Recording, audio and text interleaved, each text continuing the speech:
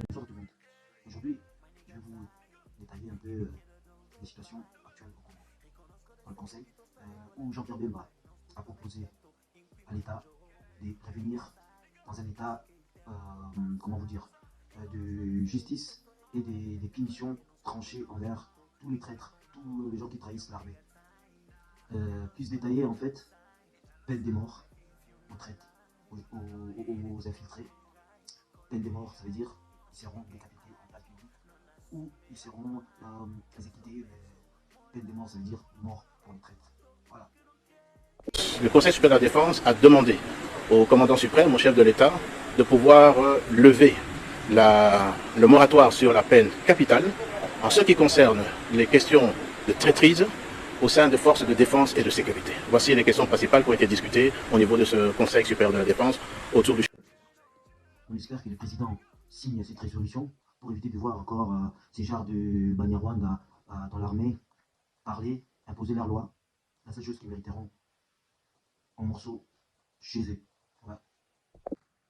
La chose qui m'étonne encore plus, c'est les mêmes traîtres, ces mêmes généraux rwandais au cœur de l'armée congolaise. Ils gagnent des gros salaires avec l'argent de l'État et en contrepartie, ça trahit. Il faut des lois vraiment strictes doivent passer dans notre constitution. L'État héberge tous ces traîtres, il les nourrit.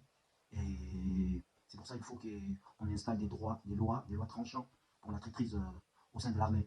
Merci Jean-Pierre Bemba pour ta proposition du Conseil des ministres. Après, la chose qui m'étonne, voir les ONG s'est soulevé contre ces lois de la peine des morts pour les traîtres rwandais au sein de l'armée. Quand l'ennemi tue les gens chez nous, massacre, pille nos richesses, on ne vous voit pas parler. Et quand la République va installer des lois sévères anti-traîtrise dans l'armée, vous êtes là à vous soulever contre ces genres de lois. Et Nzambe Basolobi, ça va trop français. Paiement, et vous rigolez avec cette langue-là. C'est difficile, hein. Je fais mes preuves, hein, les gars. Ah, vas-y. Et les Congolais de la mauvaise qualité viendront dire ah ouais, mais c'est les problèmes du président. Non, non, non, non. On n'a jamais voulu laver l'image du président. Le président a sa part des fautes aussi dans l'affaire. Mais dans ces cas précis, vous voyez, le problème est le plus profond. Tous ces genres d'organismes, OMG, droits de l'homme, citoyens, machin, vous vous demandez jamais, ils prennent l'argent où? L'argent. Vous savez, en plus, au Congo, il y a plein de gens qui meurent de faim. Mais ces organismes, ils sont là, ils prospèrent chaque année. Les ONG sont là à vendre les informations du pays.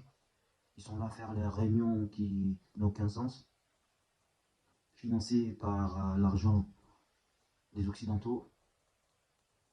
Ils n'ont jamais ramené des bilans chaque année des gens qui meurent à l'est du pays. Ils ne les font pas. Et quand les autorités spanamment décident de travailler pour le peuple, les ONG se font à nous mettre des obstacles et avec leurs partenaires des Occidentaux pour faire des lois qui nous empêchent d'avancer. Vous devez savoir que le Congo, c'est un pays libre, indépendant. On posera l'État en fait pour les traîtres. J'ai un traitement spécial pour eux.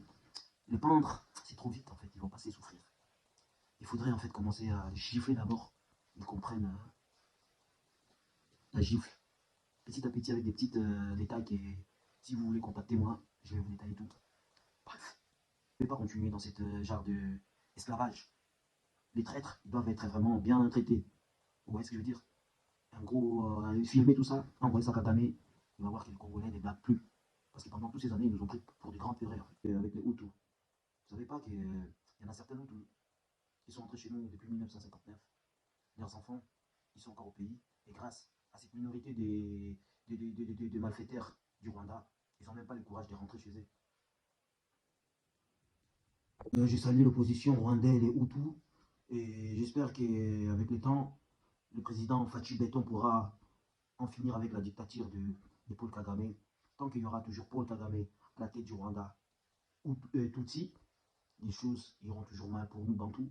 Et les Occidentaux s'arrangeront toujours pour les favoriser.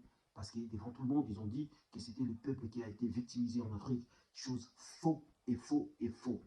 C'est les pauvres Hutus morts, massacrés.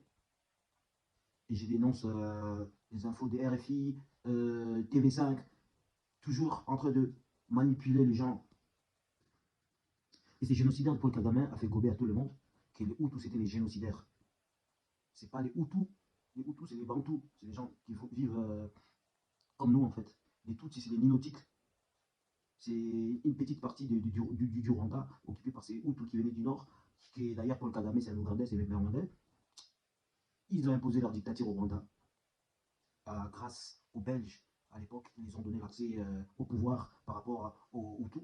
Donc les Occidentaux ont toujours favorisé les Tutsis. Et ils ont diffusé au monde entier que c'est les Hutus rwandais, c'est les génocidaires. Non, le peuple congolais, pour des années, on a cru à ça. Malheureusement, la vérité, méfiez-vous de tous ces ONG. Là, on va parler de Bintou Keïta. Bintou Keïta, président de la MONUSCO. MONUSCO, c'est l'ONU, c'est les Américains. Bintou Keïta, hier, vous allez voir dans son tweet, il déclare, il laisse un communiqué en disant au gouvernement congolais de maîtriser le peuple pour risquer des sanctions, qu'on risque des crimes contre l'humanité, sanctions, machin, juste pour effrayer un peu le président et persuadre le président à dire au peuple d'arrêter ces genres de manifestations. Bintou, je ne vais pas en fait dire des choses méchantes sur toi, mais je vais juste te dire la vérité, que tu le saches, et te rappeler quelque chose de votre mission MONUSCO au Congo. Okay? Bintou Keïta, je te rappelle, en août 2022, les casques bleus, pour qui ne sait pas, c'est l'organisation des l'ONU. Ils ont forcé, en provenance de l'Ouganda, leur base en Ouganda, en entrant au Congo, en pénétrant au Congo, ils ont forcé la barrière, et ils ont tué 57 personnes. Vous me parlez de 3 voitures brûlées. Hein? Arrêtez de nous prendre pour des gens inconscients en fait. Arrêtez de jouer avec nos esprits en fait. Arrête, toi, Antonio Guterres, arrêtez ça. Le fait qu'on est attaché à notre président Félix Antoine Tshisekedi ne nous empêche pas d'agir. La communauté internationale profite de la popularité du président en essayant de le persuadre, à convaincre le peuple de se calmer. On respecte notre président et on le laisse faire sa politique. Ici, c'est toi, Bin. Ce n'est pas toi, Bintou Keïta, mais Antonio Guterres, ton patron. À mourir. Nous mourrons pourquoi? Nous mourrons pourquoi? On n'a jamais adressé quiconque. Nous mourrons parce qu'on a été hospitaliers. Ensuite, on est tombé dans un piège d'un complot international, des Américains. Voilà. Et malgré ton communiqué Bintou Keïta, nous Congolais, on continuera à marcher contre ces complots machiavéliques, diaboliques des Américains. Des tweets, tu peux le prendre. Vous connaissez la suite. Bintou Keïta a parlé, Peter Kazadi a parlé, le ministre congolais. Mais ça ne signifie pas que nous, peuple, on doit supprimer notre pouvoir en tant que souverain primaire.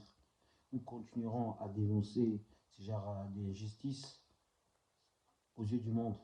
Ça fait 30 ans que MONUSCO est là, on n'a jamais vu se battre pour le bien du peuple congolais. Au contraire, ils travaillent avec les rebelles pour lui créer un couloir.